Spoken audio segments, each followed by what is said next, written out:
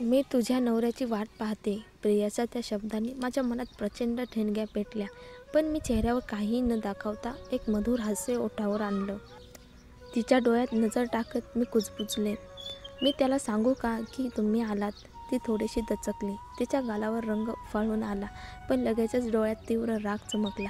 तिचे ओठ थरथरले, पण शब्द बाहेर आले नाहीत. थोड्या वेळाने तिने पुन्हा माझ्याकडे पाहिलं, पण यावेळी तिच्या नजरेचा राग नाहीसा झाला होता. त्याऐवजी एक प्रकारची थंडी होती, अशी थंडी जी नरकालाही गोठवेल. नाही, गरज नाही मिस श्रेया, अर्जुन लवकरच येईल, ती शांतपणे म्हणाली. तो येईपर्यंत आपणास काही प्यायला द्यावे का? मी सौम्य आणि व्यावसायिक स्वरात विचारले. प्रियाने माझ्याकडे न पाहता आपल्या बोटांनी हवेवर एक कटाक्ष टाकला, जणू मी एक उपद्रवी माशी आहे. नको, ती थेट म्हणाली. मी माघार घेतली. काही हवं असल्यास कृपया कोणत्याही कर्मचाऱ्याशी संपर्क करा.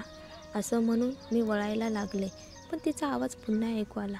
मला आश्चर्य वाटतं, अर्जुनला तुझ्यात काय दिसलं असेल म्हणून त्याने तुझ्याशी लग्न केलं. मी क्षणभर थांबले. तिने हे मुद्दाम केलं होतं. माझा अपमान करणं तिचा उद्देश होता. मी हळुवारपणे वळले.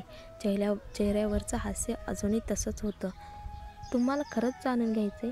मी सरळ तिच्या डोळ्यात पाहून विचारलं. ती मला बघत होती, जणू मी तिला रागाने तापवलेली तलवार आहे. तू तर सुंदरसुद्धा नाहीस, ती कटाक्षाने म्हणाली. तिची नजर माझ्यावरून वर खाली फिरली आणि मग तिरस्काने चेहऱ्यावर स्थिरावली. मी हसत उत्तर दिलं, कारण मी त्या माणसाला करिअरसाठी लग्न मंडपात सोडून पळून जात नाही.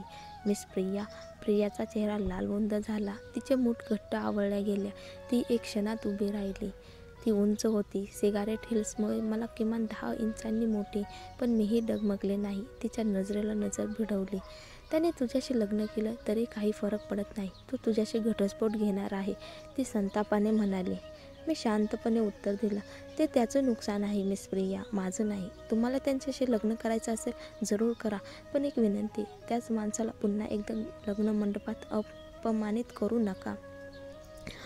प्रियाचा धाय मोकळा झाला. तिच्या सौंदर्याच्या आड लपलेला असुरक्षिततेचा चेहरा क्षणभर दिसला. ती इतकीच बोलली, पण आवाज जरा मोठा गेला. आता आसपासच्या पाहुण्यांचं लक्ष आमच्याकडे लागलं. ती गप्प झाली. ओठ एक रेषेसारखे घट्ट मिटले गेले. मी हलकेसं हसले. माफ करा, ही गप्पा इथेच थांबावी लागेल. मी एकटी पाहुणी नाहीये. आणि मी मागे वळले. ताठ मानेने कर्मचाऱ्यांच्या विश्रांतीगृहात पोहोचताच मी एक दीर्घ श्वास घेतला. कळलंच नाही मी इतकी धाडसी होऊन तिच्याशी तोंड दिलं कधी. मी एका खुर्चीत कोसळले. तेवढ्यात दरवाजा उघडला. लीला आत आली. तिच्या चेहऱ्यावर काळजी स्पष्ट होती. माफ कर, मी ऐकलं सगळं, ती म्हणाली. मी ठीक आहे लीला, मी उठून हसत म्हणाले, पण तिच्या डोळ्यात माझ्या मनाचं प्रतिबिंब स्पष्ट दिसतं. तू काहीही चुकीचं केलं नाहीस. तिने जे अपमान केलं त्याचं उत्तर तसंच मिळणं आवश्यक होतं. तिचा आवाज विश्वासाने भरलेला होता. मी तिला पाहून थक्क झाले. तिने नेमकं माझ्या मनात काय चाललंय ते ओळखलं होतं. तू खूप संयमानं हाताळलंस हे सगळं लीला. लीला माझ्याकडे पाहत म्हणाली. तिच्या डोळ्यात कौतुकाचा चमक होता. माझ्या जागी लीला असते तर प्रियाच्या केसाचं लोणचं केलं असतं आणि तिचं सौंदर्य तिच्या तोंडावरच फोडलं असतं. मी हसण्याचा प्रयत्न केला. तीच हे अतिरेकी वागणं मला दिलासा देत होतं. तू खूप हिंसक आहे लीला, मी हळूच कुजबुजले, ओठावर हास्य दडवत. हो, पण हे माझ्या अनुभवातून आले. जर आपण लोकांना आपल्याला दुखवू दिलं तर ते परत परत तसंच करतील. आपल्यालाही दाखवावं लागतं की आपण खेळण्याचं नाही. मी तिच्या खंबीर नजरेकडे पाहिलं. हेच तुझं प्रामाणिकपणा मला सगळ्यात जास्त आवडतं, मी कुजबुजले. आम्ही परत डायनिंग एरियात पोहोचलो. आत पाहुण्यांची गर्दी वाढलेली होती, पण माझं लक्ष गर्दीकडे नव्हतं. माझं लक्ष त्या टेबलकडे गेलं जिथे अर्जुन आणि प्रिया समोरासमोर बसले होते. क्रॅश! माझं हृदय जमिनीवर कोसळलं आणि हजारो तुकड्यात तुटून गेलं. ते एकत्र खूप छान दिसत होते. मनाच्या कुठल्या तरी कोपऱ्यात एक आवाज कुजबुजला आणि माझ्या आत खोलवर वेदना सळसळली. मी नजरेला हटवली. तुला रडायला वेळ नाही श्रेया, तुझं काम आहे. मी स्वतःला समजावत टेबल नंबर 8कडे निघाले. VIP टेबल, जिथे नकोसे चेहरे होते. मनात ओरड करत मी ट्रॉली ढकलली. प्रोफेशनल राहा, सभ्य राहा, तू कमकुवत नाहीस. हा जणू एक मंत्रच होता. आपलं ऑर्डर आले आहे मॅडम आणि सर, मी सौम्य स्वरात म्हणाले. मी ट्रेवरून एक अन्न एका विशिष्ट लयीत त्यांच्यासमोर मांडत होते. पण मला अर्जुनची नजर सतत माझ्यावर असल्याची तीव्र जाणीव होत होती. मी चेहऱ्यावर तसूभरही त्रास दाखवला नाही, पण मनातल्या मनात मी दोघांनाही 100 वेळा गारद केलं होतं. मी एक अवॉर्ड-लायक अभिनय केला आज. मनात मी स्वतःला दाद दिली, कारण हे खरं होतं. जर लोकांना कळलं की मी अर्जुनची बायको आहे, तर भूकंप होईल.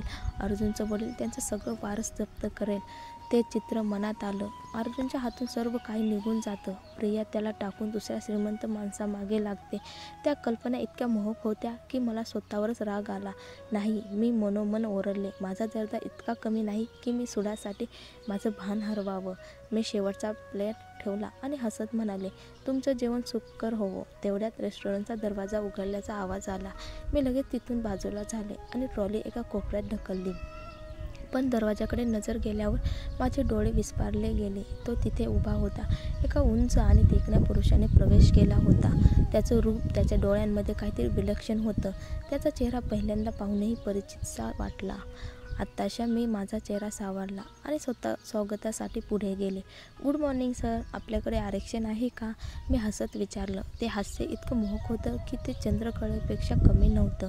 नाही, माझं आरक्षण नाही, त्याने सौम्य पण अधिकारपूर्ण आवाजात उत्तर दिलं.